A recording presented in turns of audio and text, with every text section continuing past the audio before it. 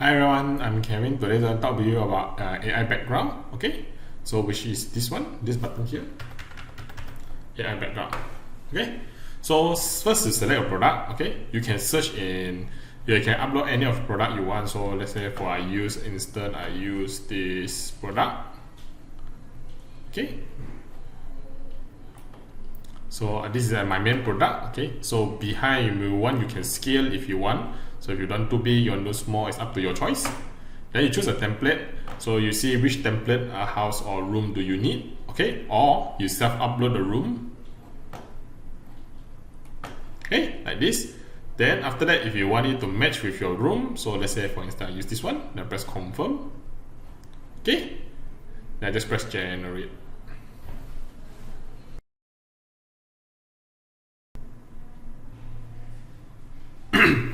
Okay, as you can see here, so it's the red color and black theme, so you put something like this lah.